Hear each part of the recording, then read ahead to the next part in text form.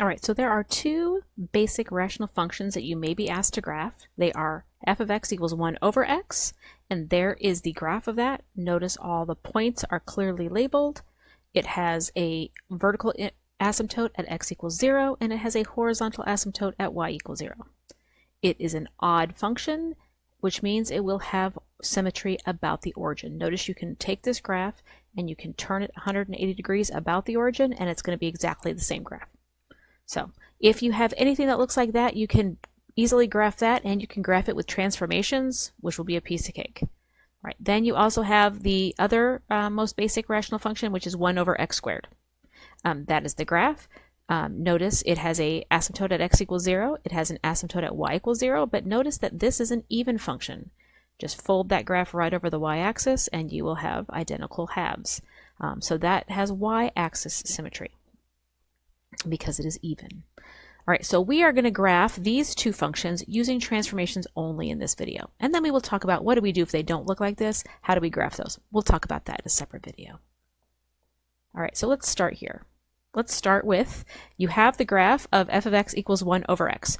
And I have graphed that for you already, and I have also included a table of values for you of that original function to make it easier for you to graph these transformations. All right, so I'm going to take this graph, and what am I doing to it? So let's go look at the graph and see what we've done and discuss those transformations verbally. All right, so we have this transformation down here, which means we are going to the left 2. So we are doing a horizontal translation, left 2, and then we will do down 1. We will do a vertical translation down 1.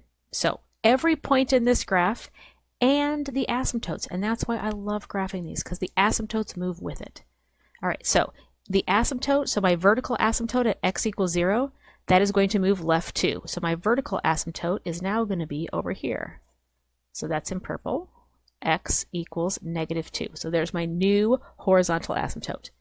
My vertical asymptote. My horizontal asymptote, which is currently in the original at y equals 0, is going to get moved down 1. So when I go to this graph, my horizontal asymptote will now be down here at y equals -1. So that's the first thing I do, is I move my asymptotes, because that will also help me when I move the points. It'll kind of make me know that I'm in the right spot. All right, and I'm going to graph this in green, just like the function is listed in green. So each of these points, we're going to go left 2, down 1. So that point is going to move here. This point, left 2, let's see, left 2, 1, 2, down 1 would put it right here. Let's see.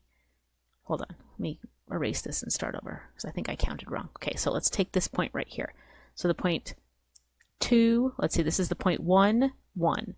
It's going to go left 2, so 1, 2, and down 1. Okay, I was in the right spot. Just want to make sure, double check. This one, left 2, down 1 would be right here, right above it.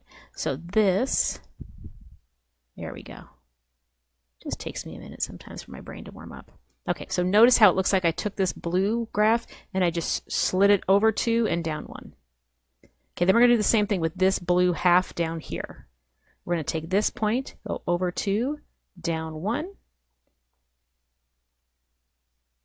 which is going to put it about right there, and then take this point and go over 2 and down 1, which is going to put it about there.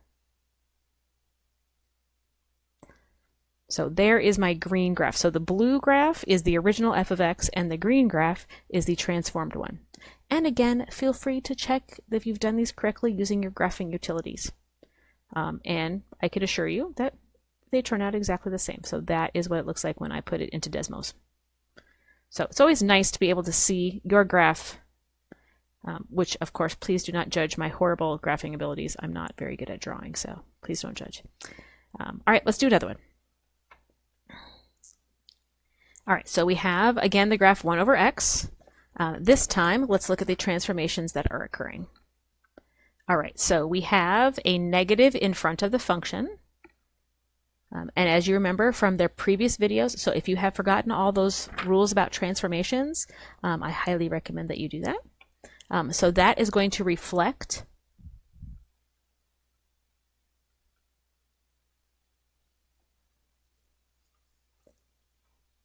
over the x-axis.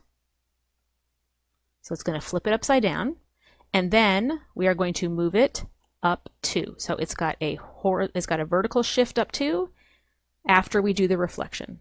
So I would take this graph. So I'm going to do this. So again, let's start talking about, let's do the asymptotes first, because I think that's a little bit easier. Let's do that in purple. All right, so we have an asymptote at x equals 0. We have an asymptote at y equals 0. So the x horizontal, the x equals 0, that vertical asymptote is not going to move.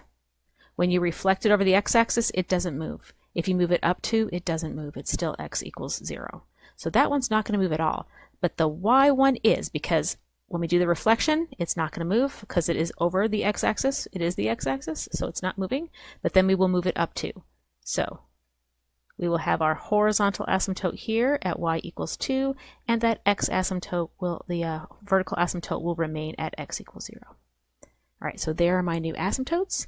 Then I can do, if you want to use the chart, you can. I'm more of a visual person, so I just do the moving of the points. So I'm going to put those in green. So this point, I'm going to reflect it over the x-axis, would move it down here, and then I'm going to move it up 2. So move that point up 1, up 2 would put it right there. All right, let me try that again.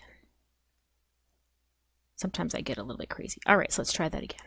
All right, so this point, going to flip over the x-axis, is going to move here, and then up 2 would put it right back where it was. Well, that's kind of cool.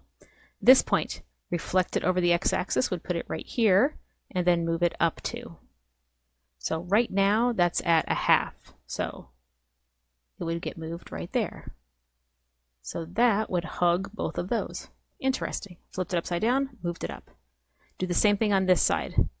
Flip it upside down, so this point is going to get flipped over the x-axis, which would put it here, and then move it up 2.